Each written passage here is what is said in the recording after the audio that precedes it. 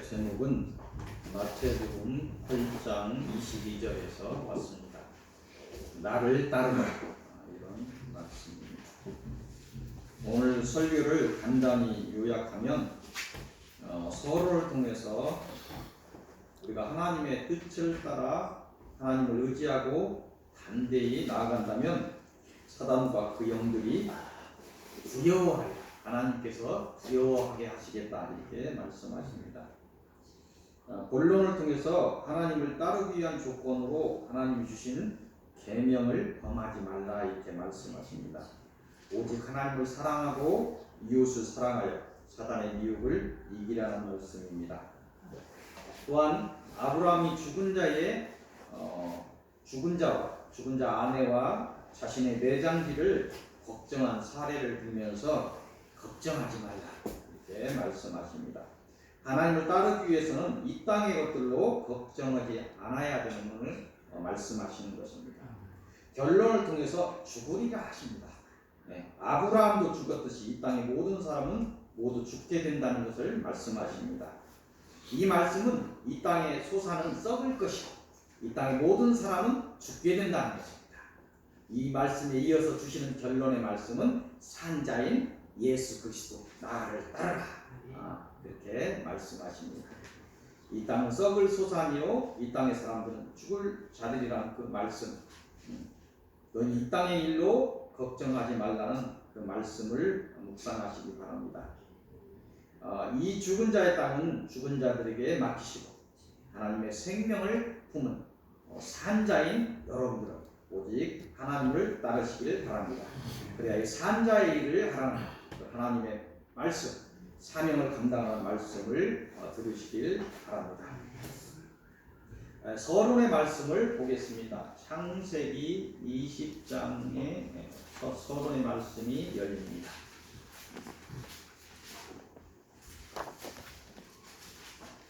창세기 20장 8절에서부터 18절까지 보도록 하겠습니다.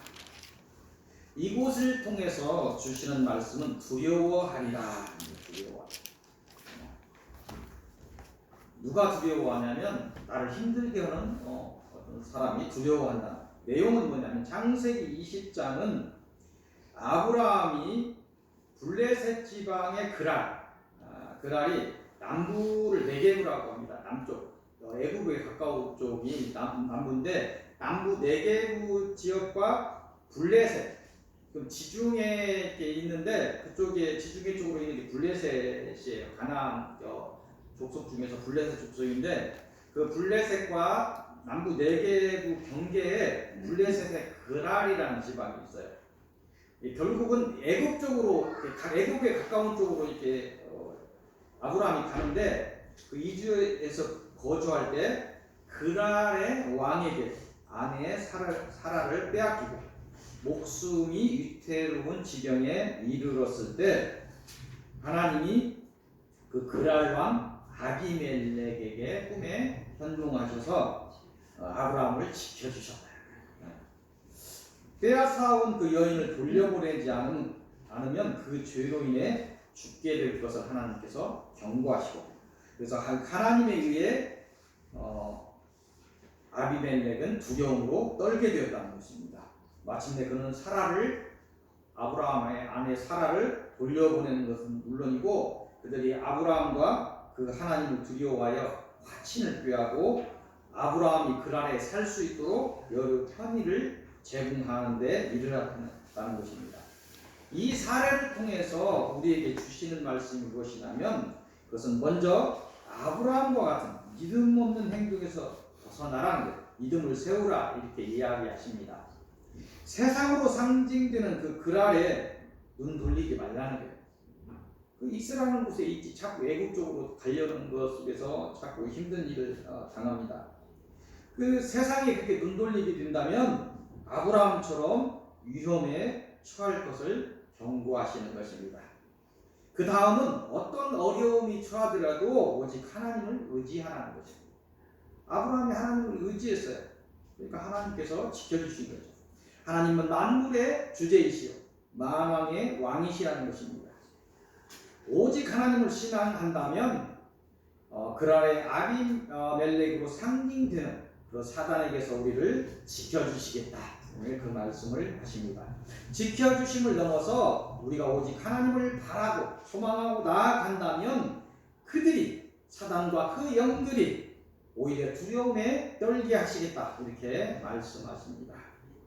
그 하나님의 능력을 믿으시고 하나님의 자녀됨의 권세를 깨달으시기를 바랍니다.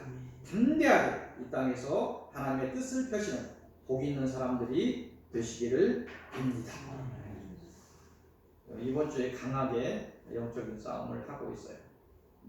지금 영적으로 강하게 공격을 받는 사람들이 있습니다. 여러분들이 아직도 다 내어놓지 못한 성품으로 인한 것입니다. 지금도 전쟁을 치르는 것 같은데 여러분들 담대하시기 바랍니다. 마지막은 여러분들이 하나님을 붙든다면 마지막은 승리할 것입니다. 본론의 첫 말씀은 창세기 출애굽기 다음에 레위기 세 번째에 있는 레위기로 갑니다. 레위기 4장 1절에서 35절까지 보도록 하겠습니다. 이곳을 통해서 주시는 말씀은 계명을 범하지 말라. 이렇게 말씀하십니다. 계명을 범하지 말라. 레위기 4장은 구약시대의 제사였습니다. 5대 제사가 있죠. 번제, 소제, 속제제, 속건제, 화목제. 건제, 소제는 감사제, 속제제, 속건제는 죄를 지었을 때, 속건제는 죄를 지었는데 계명을 범한 죄를 졌는데 물건을 변상해야 되는 죄까지 들어갔을 때 속건제에 들어갑니다. 그리고 이런 죄의 이런 부분에서 하나님과 또 사람 사이에 화목이 또 필요해. 너를 용서했다. 사람과 사람 사이에도 밥 한 끼라도 먹는 것이 중요합니다. 쉽지 않아요. 내 용서했다 하는데 그 앙금이 쉽지 않아. 그 세상 사람들은 술을 드시는 분들은 막걸리를 한 잔 먹으면서 어깨동무 먹으면 부러져버려요. 이게 화목이에요. 하나님과 사람 사이에 또 사람과 사람 사이에도 이 화목제를 드릴 때는 막 10만 마리 막 1,000마리 막 이렇게 어떤 소를 잡고 막 잔치를 벌이면서 화목을 했어요. 이게 이제 화목제입니다. 이 5대 제사 중에서 하나님의 계명을 범하였을 때 이 죄에 대하여 속죄받기 위한 속죄제에 대한 규례를 레위기 4장에서 내용을 하고 있어요. 이스라엘 백성은 누구든지 하나님의 계명을 범하면 의무적으로 속죄제를 드려야 했습니다. 그 신분과 처지에 따라 하나님을 공평하신 하나님. 그럼 돈 많은 사람은 뭐 이렇게 하고 돈 없는 사람은 못 드냐? 아니에요. 5부류로 나누어서 이렇게 드릴 수 있도록 했습니다. 대제사장에 대해서 또 온 백성을 향해서 어떤 죄를 회개할 때는 수송아지를 제물로 하고 족장을 위해서는 순염소, 평민들 한 사람 한 사람을 위해서는 암염소, 어린 양 이렇게 드렸고 가난한 자, 더 가난한 자는 비둘기. 그리고 이보다도 더 가난해. 비둘기를 내가 직접 살 수가 없는데 비둘기를 잡은 사람에서 사야 되는데 그것도 돈이 부족해. 그러면 고운 가루로 제물로 사용합니다. 그래서 하나님 앞에 죄를 사함받는데 돈이 필요한 것이 아니죠. 하나님의 자녀 되는데 돈이 필요한 것이 아니에요. 마음이 믿음입니다. 구약의 어떤 것을 봐도 우리가 신앙이 바로 설 수 있어야 돼요. 구약을 통해서도 예수 그리스도까지 다 드러나게 되어 있습니다. 이 속죄제는 5대 제사 중에서 가장 먼저 드리는 중요한 제사. 제사를 5대 제사를 하는데 대개 하나만 드리는 것이 아니에요. 속죄제가 속죄할 일이 있으면 속죄제가 먼저 드리죠. 우리가 교회 오면 왜 여러분들 이렇게 낮은 책상을 보냐면 정신이 살아있어야 합니다. 하나님 앞에 무릎 꿇는 정신, 회개하는 정신. 여러분들 정말 그 회개가 얼마나 복된 것인지 여러분들 알아야 돼요. 영적 싸움에 있어서 박목사가 필요 없어요. 박목사가 없어도 회개에 깊이 들어가면 영권이 있고 병이 치유되고 엄청난 역사가 일어나요. 회개 속에서 일어납니다. 구약 시대에도 이 속죄제가 먼저 드려지는 거예요. 속죄제가 먼저 드려지고, 감사제가 드려지고, 화목제가 드려지고, 제사가 이렇게 합쳐져서 드려졌습니다. 오늘도 마찬가지죠. 우리 회개의 시간들을 갖고, 감사의 시간들을 갖고, 또 식사하면서 화목의 시간들을 갖고, 이 예배 안에 그런 것이 다 녹아서 들어가 있는 것입니다. 이 속죄제는 이스라엘 백성의 신분과 처지에 따라 구분할 정도로 구체적인 규례를 지켜야 하는 중요한 제사였습니다. 그만큼 속죄를 하나님께서 중요하게 여기셨다는 것을 반증할 것입니다. 그런데 오늘 주신 말씀을 통해서 우리가 묵상해야 되는 것은 속죄도 중요하지만 죄를 짓지 않는 것이 더욱 중요하다. 죄를 짓지 않기 위해서는 어떻게 해야 되냐면, 계명을 범하여 죄를 짓지 않기 위해서는 계명을 아는 단계가 우선이에요. 알아야 계명을 지키니 말이에요. 알아야죠. 이 계명을 지켜 행하는 단계가 또 이어져요. 알면 뭐예요? 행해야 돼요. 아는 것이 중요해요. 우리가 하나님을 사랑하라, 이웃을 사랑하라 들어야 알지. 그 들었으면 행하는 단계가 이루어져야 복을 받는 거예요. 하나님을 사랑하고 이웃을 사랑하는 단계가 이어져야 우리가 죄를 짓지 않게 된다는 것입니다. 우리가 아는 이 계명이란 10계명을 의미합니다. 그 하위 세칙들을 말할 것입니다. 이 계명을 예수 그리스도께서는 복음서를 통해서 하나님을 향한 사랑과 형제를 향한 사랑으로 명확하게 구분해 정의해 주셨습니다. 다시 말해 계명을 범하지 않는다는 것은 하나님을 향한 사랑을 놓치지 않음이 첫째예요. 그 하나님을 향한 사랑 속에서 받은 하나님의 은혜로 주신 그 사랑의 품성을 품고 이 땅에서 형제를 향한 사랑을 펼치는 것이 계명의 둘째가 되는 것입니다. 오늘 하나님의 계명을 범하지 말라는 하나님의 명령을 받들어 오직 하나님을 사랑하시고 나와 관련된 모든 사람을 사랑하셔서 사단의 미혹을 이기시고 예수 그리스도의 가신 길을 따라 걸어가셔서 마침내 승리하시기를 빕니다. 오늘 본론의 두 번째 말씀은 다시 창세기로 넘어가서 창세기 23장으로 가겠습니다. 창세기 23장 1절에서 20절까지 보도록 하겠습니다. 이곳을 통해서 주시는 말씀은 걱정하지 말라. 걱정하지 말라.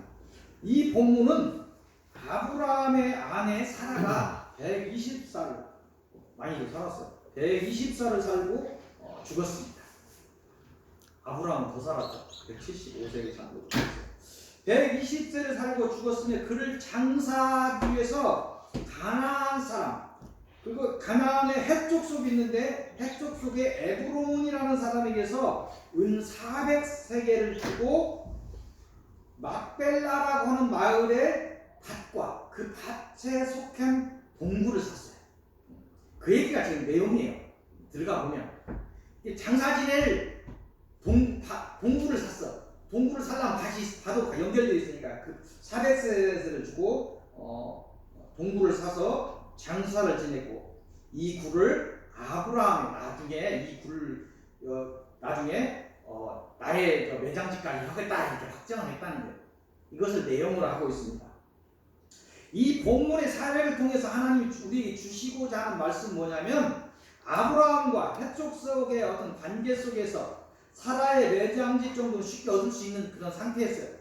그런데도 나중에 어떤 상황을 생각해서 제가 보다 더 후하게 쳐준 아브라함이 나중에 훗날에 갈등을 없애기 위해서 굉장히 지혜로운 사람이라고 이걸 지금 얘기하려고 하는 거 아니에요. 이걸 지금 오늘 설교에서 얘기하려고 하는 것이 아니고 뭘 얘기냐면 이 땅의 일에 대해서 걱정하지 말라는 조금은 영적인 의미의 말씀을 오늘 하나님께서 하십니다. 우리가 살면서 우리가 죽은 육신의 처리 방법, 그 장례 절차, 오늘 저 새벽에 굉장히 묵상한 것이 있어요.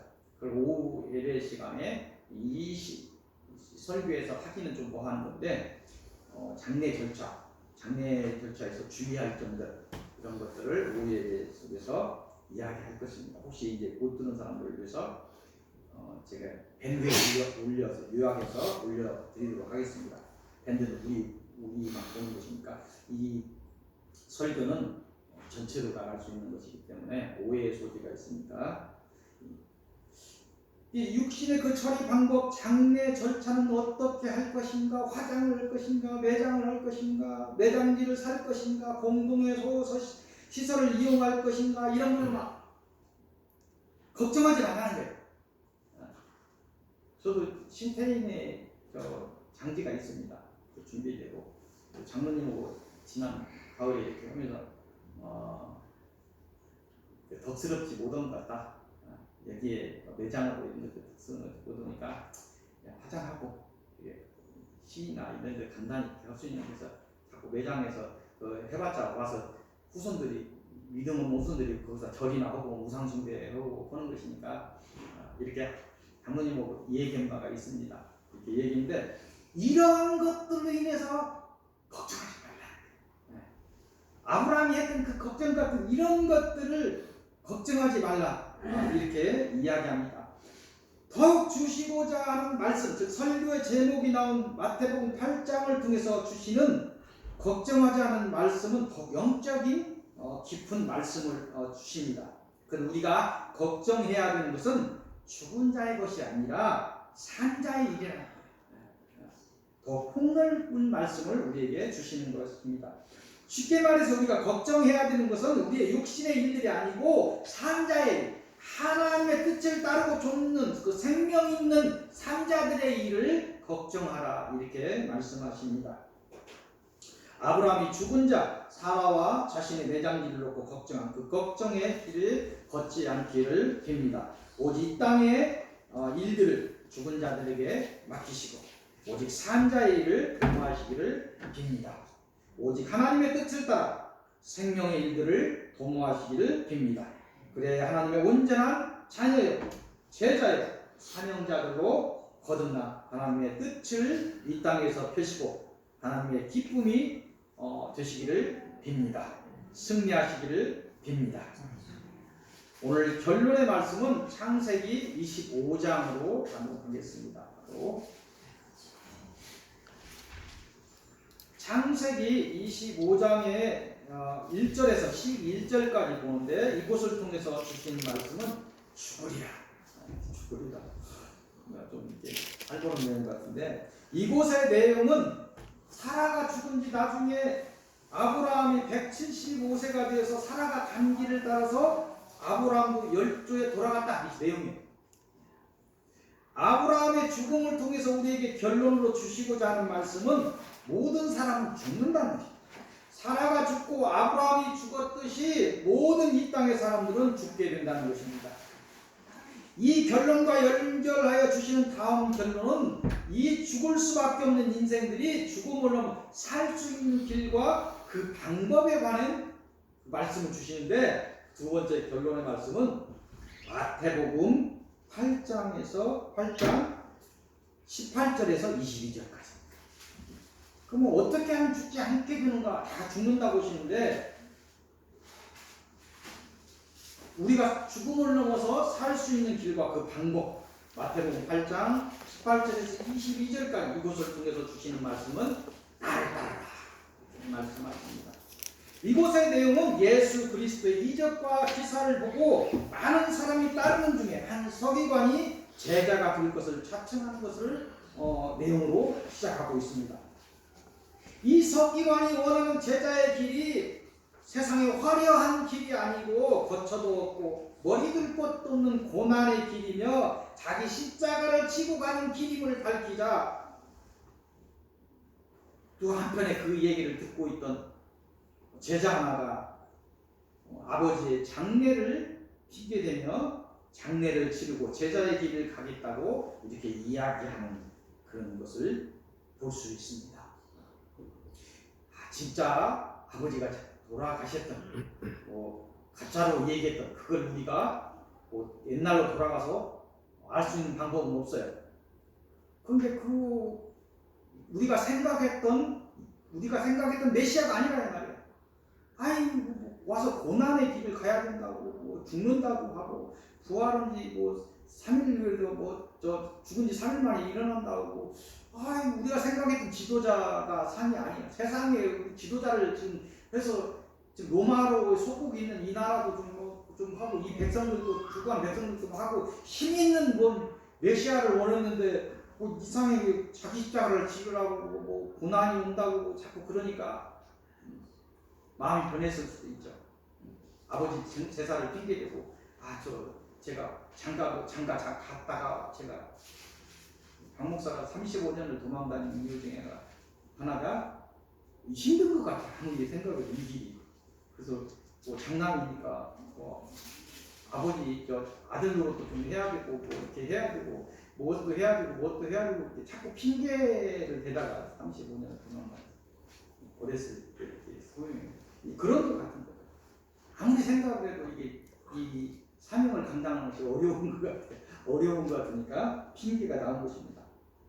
이에 오늘 결론으로 주시고자 하시는 말씀은 예수께서 말씀으로 답을 하십니다. 예수님의 생명을 살리는 그 귀한 말씀을 마태복음 8장 22절을 통해서 주십니다.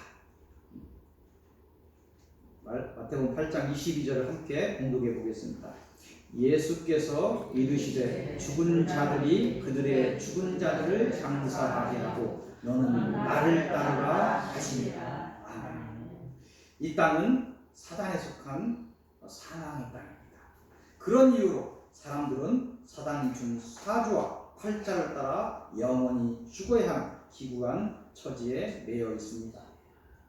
이를 불쌍히 여기신 하나님께서 오늘 나를 따르라 이렇게 말씀하십니다. 모두가 죽어야 하는 그 운명을 이기기 위해 이제는 죽은 자들의 세상에서 죽은 자들의 일을 동무하지 말고 산 자의 일을 하라고 말씀하십니다. 오직 예수 그리스도를 믿고 오직 예수 그리스도께서 주신 생명의 부활을 소망으로 품고 그 예수께서 가신 길을 따라 그 생명의 길을 따라 그 생명의 일을 도모하시기를 빕니다. 이 일을 승리로 이끌기 위해 오직 하나님께 의지하고 구하셔서 하나님의 품성을 품으시기를 빕니다. 하나님이 주신 사랑을 품고 하나님의 주신 지혜와 능력을 사용하여 하나님의 길을 걸으시기를 빕니다. 오직 하나님의 길을 따라 하나님을 따르시기를 빕니다. 그리하여 하나님께서 사랑과 그 영들이 오히려 우리를 두려워하게 하실 것입니다. 때가 되면 그들을 심판하시고 하늘의 문을 열어주실 것입니다. 마침내 새 하늘과 새 땅에 이르게 하실 것입니다. 오직 예수 그리스도를 바라시고 오직 예수를 따르셔서 이기고 또 이기시기를 빕니다. 여러분의 각오와 그 가시는 길에 하나님의 크신 은혜가 더욱 충만하시기를 빌고 소망하며 축원드립니다. 기도하겠습니다. 네, 하나님 감사합니다. 저희를 지켜주시고 인도하여 주신 하나님께 감사드립니다. 우리는 습관적으로 어려서부터 가지고 있던 그런 습관적으로 세상 일에 걱정을 하면서 삽니다. 사단이 주는 그런 미혹에서 벗어날 수 있도록 주님께서 은혜를 베풀어 주옵소서. 주님의 말씀을 나를 따르한 그 말씀을 더욱 묵상하고 오직 주님을 따라 산자인 예수 그리스도를 따라 생명의 길을 걷게 하옵소서. 사명을 감당하게 하옵소서. 그리하여 하나님의 기쁨이 드는 서희교회 성도들이 되게 하옵소서. 주 예수 그리스도 이름으로 기도하옵나이다. 아멘.